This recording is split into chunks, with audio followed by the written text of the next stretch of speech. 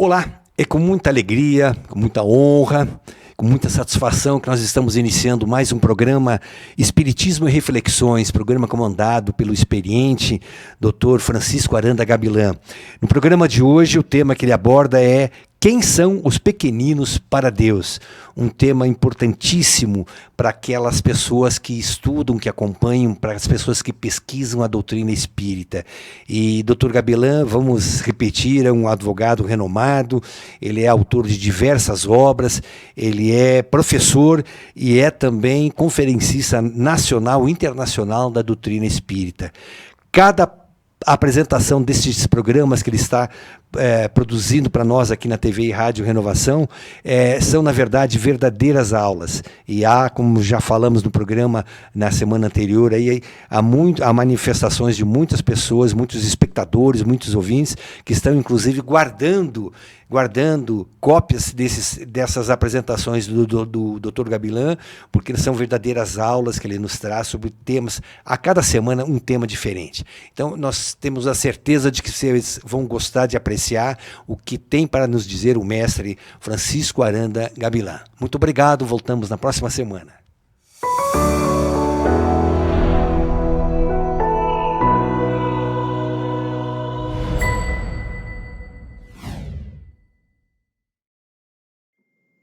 Olá a todos, irmãs, irmãos, companheiras e amigos. Vamos aqui novamente a uma nova reflexão neste Espiritismo e Reflexões.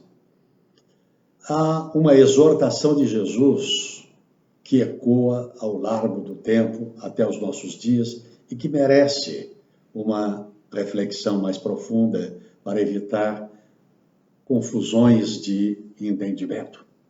Disse Jesus: deixai vir a mim os pequeninos.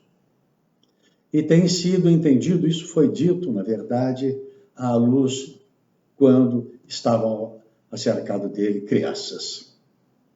Tem sido entendido que Jesus estava se referindo apenas e tão somente às crianças, às criaturas pequeninas na idade da sua encarnação, da sua vida. Entretanto, o que é que Jesus poderia, na verdade,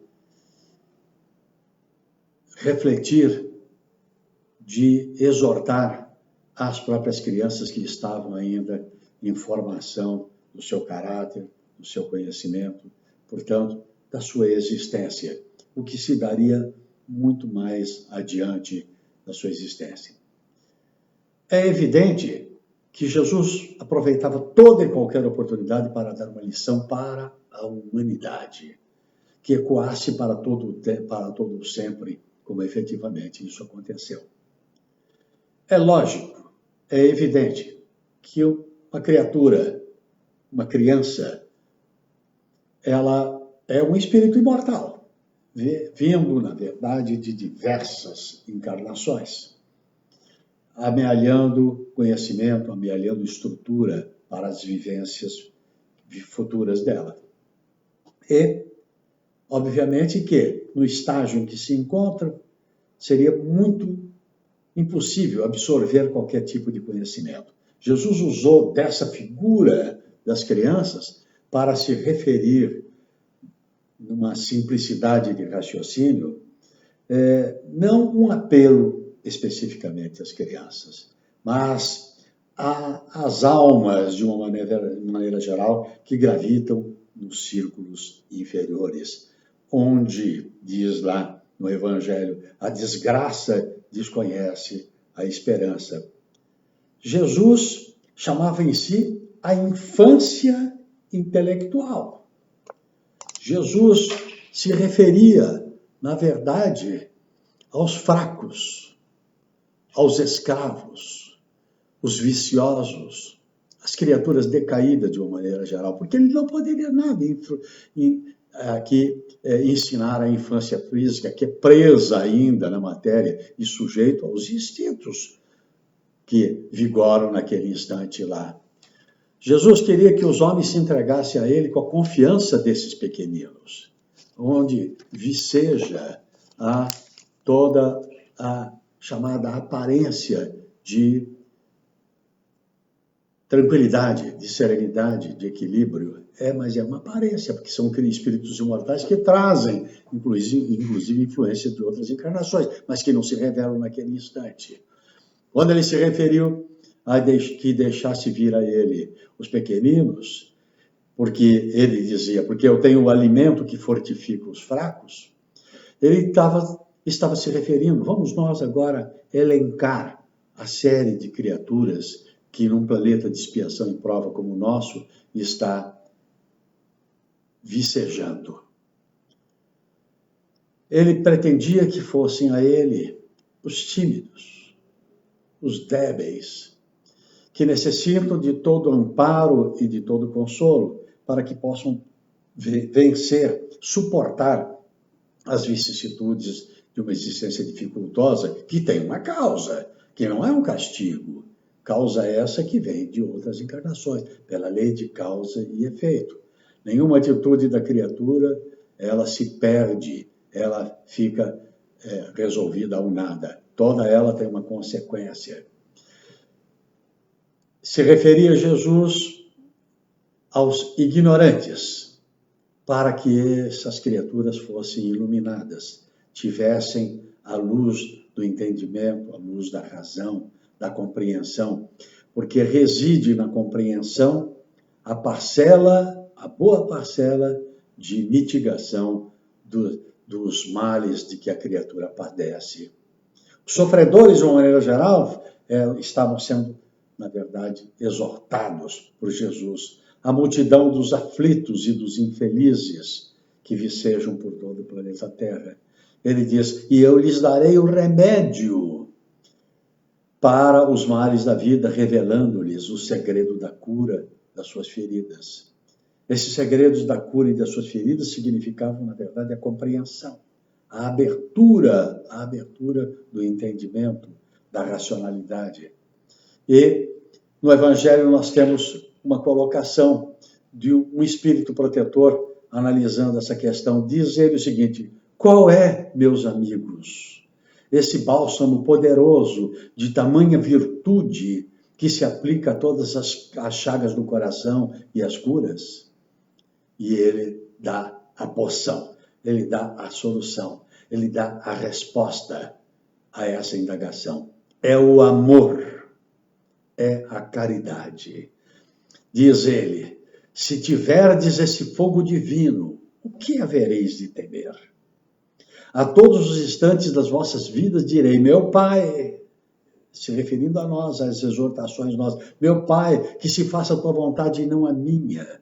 Se te apraz, o Criador, se te apraz experimentar-me pela dor e pelas tribulações, bendito sejas, porque é para o meu bem. Isso ecoa dentro de nós. Aí vem os espíritos, como esse espírito protetor, lá em 1861, dizendo para o Kardec essas linhas aqui, ele diz que isso é para o bem da criatura. Não há nenhum mal de que padeça a criatura que não seja um veículo lenitivo para que ele possa compreender e possa mitigar os efeitos. Nem sempre esse pedido de auxílio do alto implica na cura efetiva, no afastamento dessa aflição. Nem sempre.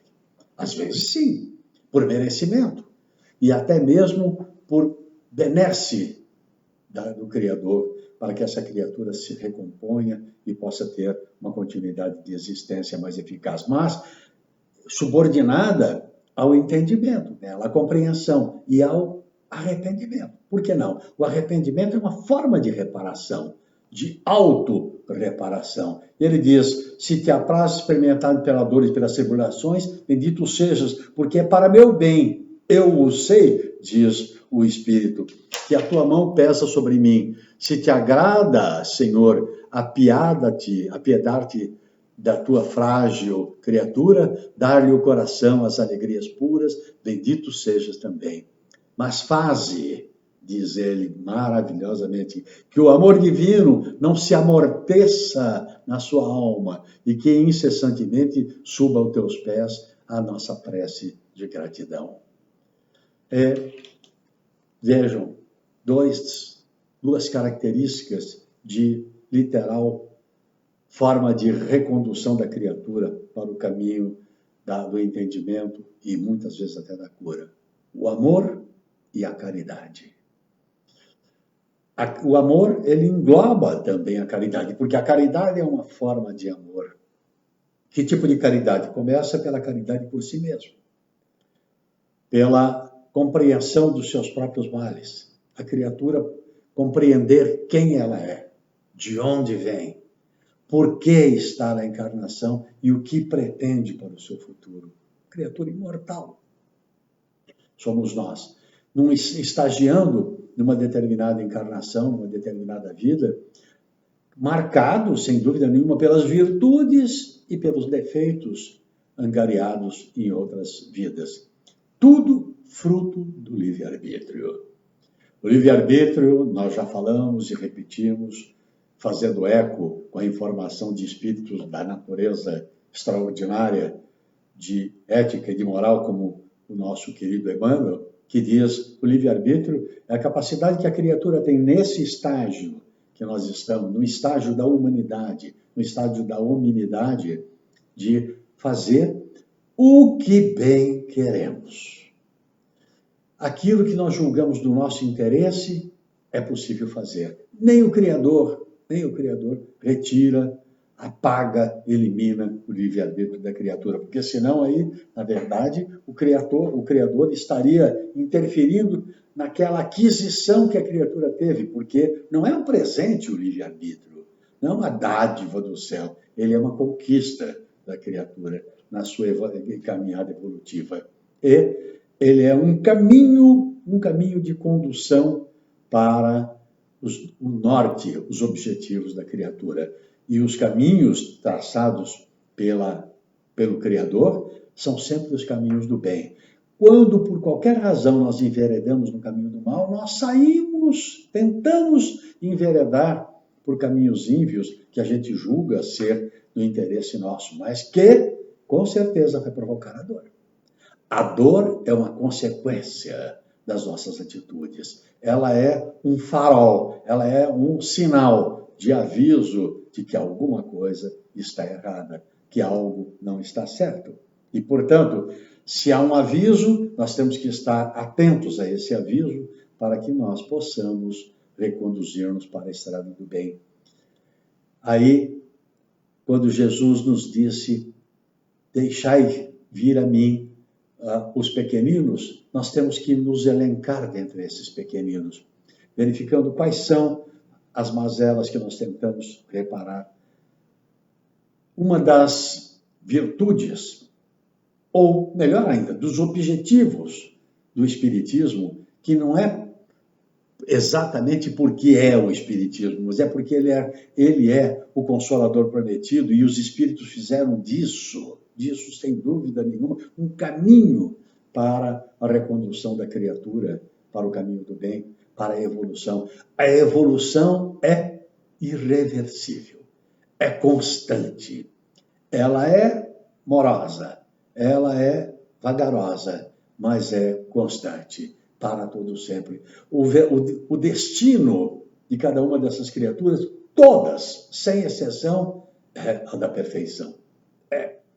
E as criaturas ficam indignadas. Como perfeitas no mundo de expiação e prova em que a gente está sujeito a todo tipo de vicissitude? E a resposta é a perfeição. A perfeição relativa, que é o futuro.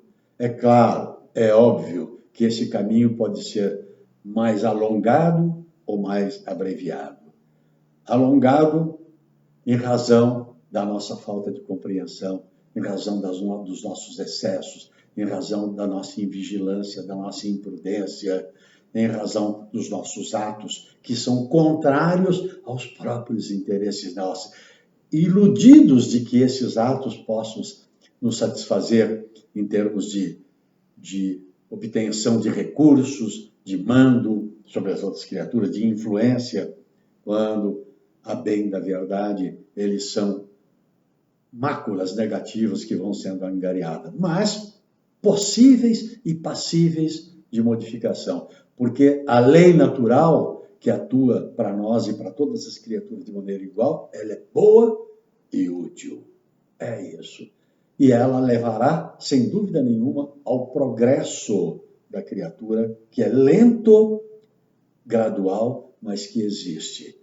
Os espíritos disseram, inclusive, para Kardec, quando ele disse, parece que está havendo uma crise de amoralidade. Amoral quer dizer ausência de moral. Não é atos só simplesmente pontuais e morais. É a amoralidade. E os espíritos disseram, não. Olhe em redor de si e você vai ver que o progresso, ele existe, é lento e gradual. Daí porque nós respondemos. Quando nós vamos repetir, Kardec perguntou se o Espiritismo ia salvar a humanidade, a resposta foi lapidar. Não. O Espiritismo se preocupa pela individualidade. A individualidade é uma peça componente da totalidade da humanidade.